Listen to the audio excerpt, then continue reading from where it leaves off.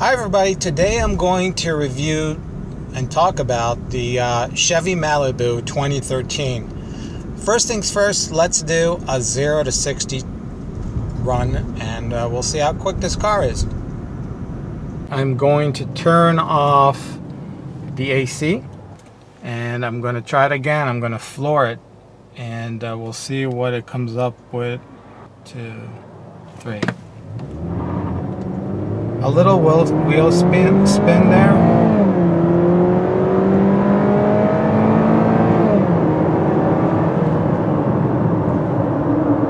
And that was better. That was at 8.559. Alright, so driving the car in the city feels okay. It takes out bumps pretty well, but you can hear a lot of road noise from the bottom. The outer shell is pretty insulated, but the bottom part you can hear the road noise very well. I'm really not liking the way that the turn signal lever works. It just feels cheap. It feels horrible. It doesn't go smoothly, and you can hear that noise. The keys on the steering wheel, I think they made them feel weird and a little small. They could have made them a little better. As far as the seats themselves, I have to say I'm not liking them, and I'm in particularly not liking the fake leather that this cloth seats have. They have this trim that I'm going to show you later that have on the sides fake plastic or one of those fake leather, and it just sticks to you. It's horrible. It's very cheap. As far as brakes, I feel that they're a little sticky, so you press and I don't know, they're a little too touchy where they should be a little more smooth. So overall, and I feel that this car is lacking finesse. Driving, it feels like a U-boat. It feels very like you're feeling very disconnected from what the wheel is doing, the steering wheel is doing, to the actual wheels of the car. It feels like you're driving a car that my parents drove 20 years ago, one of those Chevys, the big Chevys.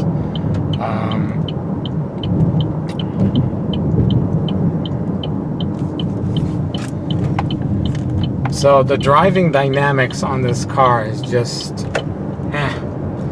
And I also noticed that it takes the transmission a long time to upshift, especially when you need it, especially when you need the power. It takes a long time for it to do a kickdown, like for example now. It took it maybe a second to get to the right lower gear to get into and to start accelerating. So that could be an issue when you're passing someone in the city or you're passing someone on the highway. Not that great. I also noticed that the average miles per gallon is pretty bad, especially with mixed city highway driving. This is about what I'm getting. Not that great.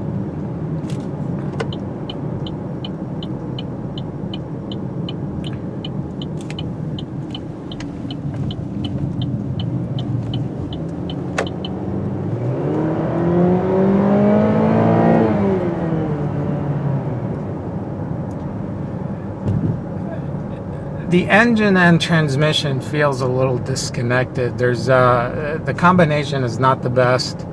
I think some of the CVTs are better than this transmission engine combination. I know that the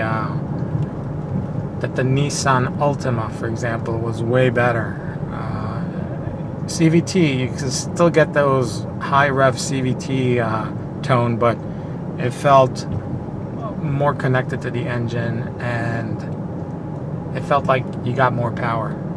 So as far as car dynamics, I really think that this car is just horrible. It feels like you're sailing a boat. Just for that reason, I wouldn't buy it.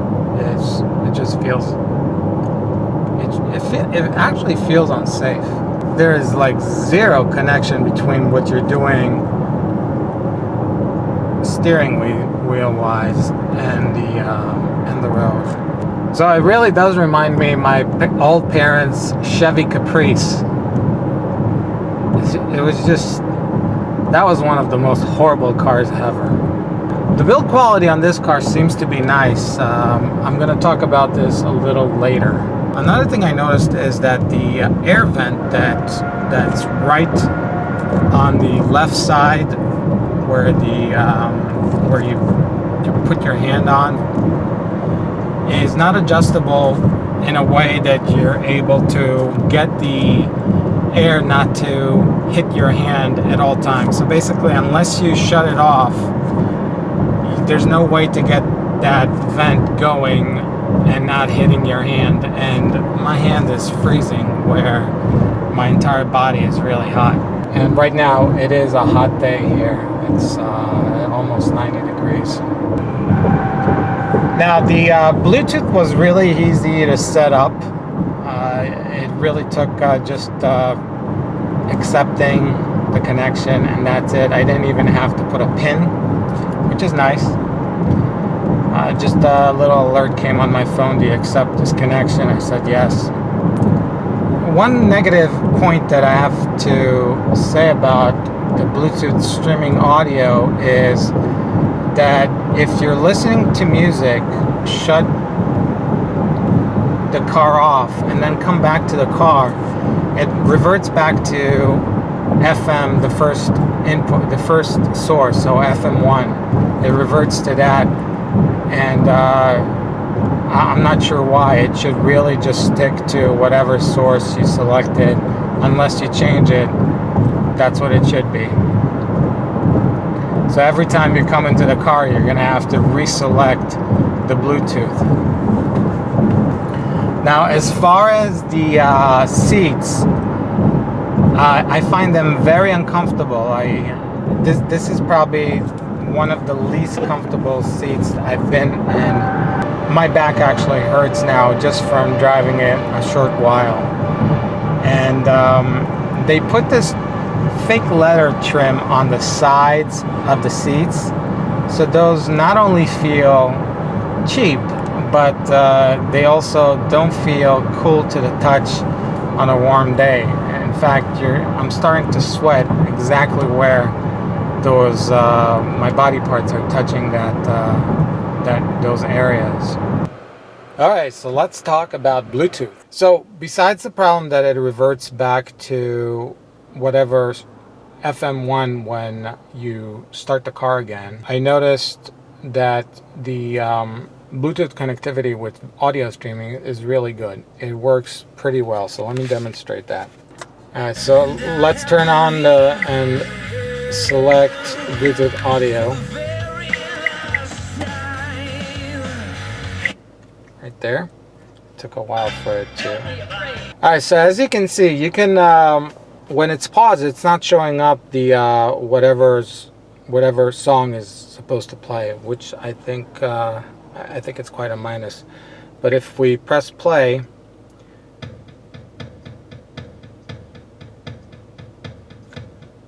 we can control it using this. So we put it on pause. So I'm not finding how to press play on this besides right here. But you can change a song using that. And it's pretty quick, actually. This is the quickest changing of songs that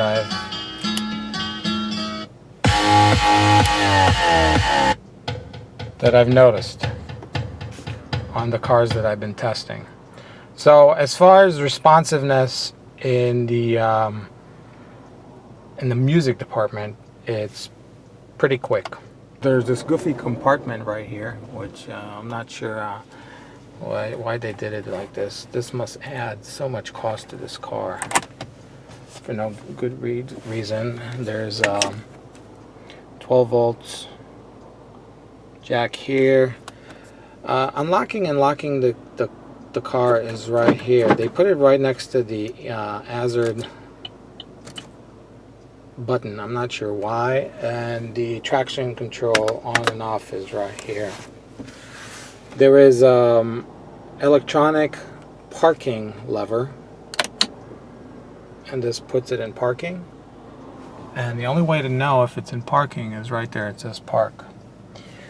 I actually wish that that there was some sort of indication that we're in park. So step on the brake to release. So yeah, the only indication that we have the parking brake on is on the dashboard, and it's actually quite small.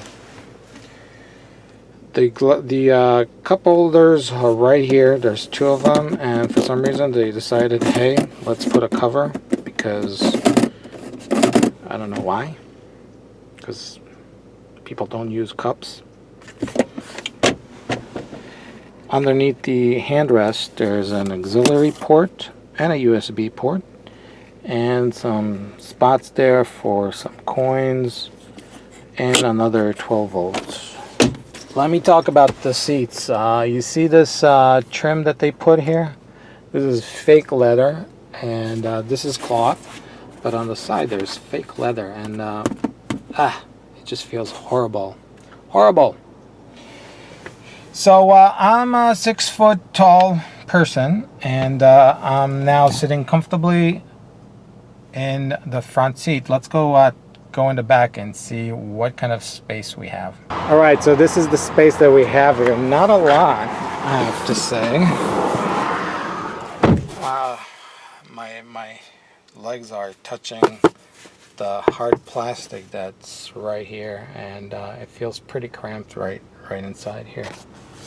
Pretty cramped. There's a cup holder here with some sort of a storage area here, and these seats do collapse to 40/60 configuration. There's cup holders on the sides as well. Now, as far as soft touch, anything above this area is soft touch. This is how the inside of the cabin looks like, and yeah, it's okay. It looks modern. Let me show you how much room a tall person has here, and as you can see, I can feel my hair brushing on the top there. Side mirrors are a little small on the inside. As far as the back visibility, because of the slope, you see the back glass is pretty narrow, and that really obstructs the view, especially lower cars. You won't be able to see them very well. The pillars are also pretty thick on the sides there, so blind spots galore, I have to say. This is the car that you don't want to be here in if you hate blind spots. Also, in the front, all the plastic that's below this area is just plastic, and everything on top is soft touch. This goes the same for the console area, besides these, which from both sides are just plastic. The glove compartment is a soft landing type glove compartment. Let me go ahead and show you the engine cabin. Alright, so as you can see, you don't need one of those levers. It has this pneumatic type holder.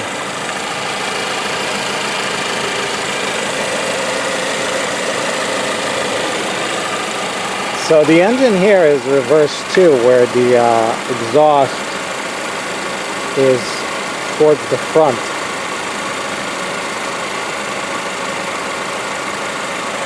So this is a 5W20 oil. So let me do a walk around the car. I think the car is pretty. I think it's a pretty car. It has an aggressive front look. Very nice lines. I think the side looks really nice with the sloping angle there. The only thing that looks a little goofy is the antenna on top there. I think it's a little too wide. It looks like one of those shark tails. The side mirrors, by the way, have indicators on the side. Also, the back, I think, looks very nice. I think it's very clean, and it looks very nice. I think they did a really nice job on the design of the car. If I had to buy the car just for the design, I would say, yeah, it's a very nice looking car.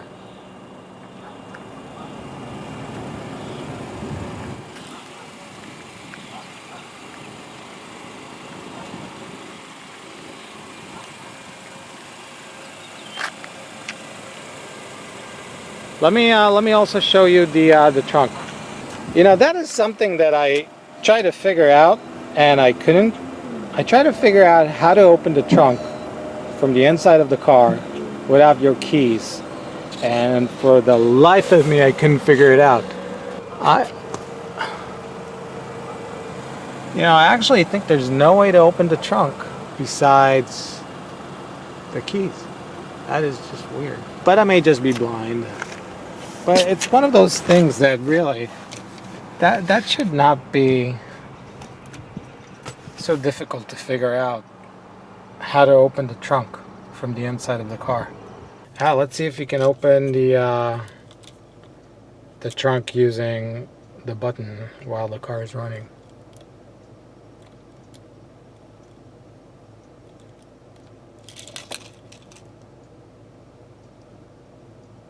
And that's another weird part. You can't open the trunk with the keys while the car is running. So I have to turn the keys off, the engine off. And now it opens. It's just weird.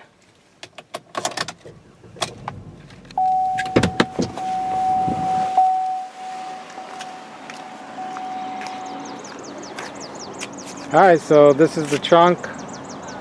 It has one of those hideaway type levers so it doesn't crush your whatever you put inside the trunk. Pretty big trunk.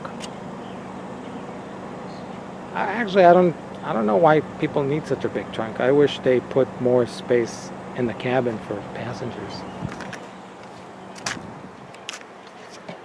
They did put a lever here to be able to reach it.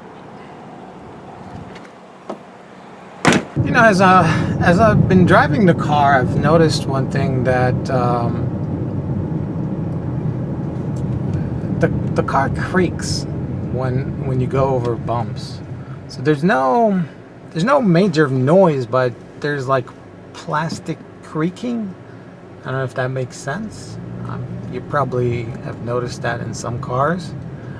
But when there's no music and you're just driving in the city, you go over those little bumps, you can feel creaking in the in the plastic, the seams, whatever the car is, all the little seams that are moving. So I don't know if it's because the frame is not stiff enough, or I'm not sure, and I don't think you can tell with the camera because there's other stuff going, but I can surely tell whenever there's a little bump. You can hear those little creaks going. Another thing that I have to comment about is the way that they did the manual shifting on this transmission. They put this knob with the plus minus on it. It's totally not ergonomic.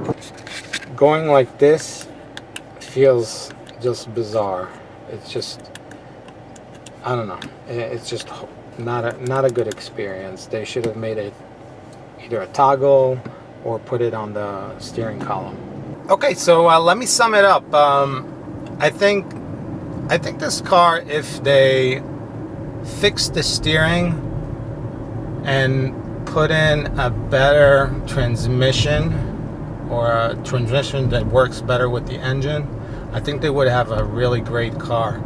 The seating position is an issue, so I have to say they need to work on the seats as well, especially the ones where you cannot adjust the angle of the area where you sit on. It only goes up and down, but you can't adjust the angle, and I think the angle is a little too tilted for my style.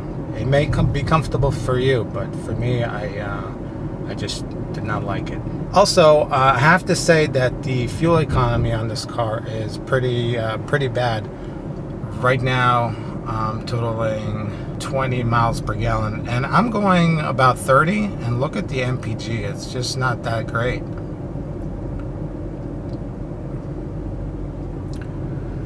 Alright, so if you enjoyed this video, please thumb up, subscribe, and put in your comments, put in your questions. I think I got a good feel on the car, and I'll be happy to answer any questions that you have. So have a good day, and thank you. Bye.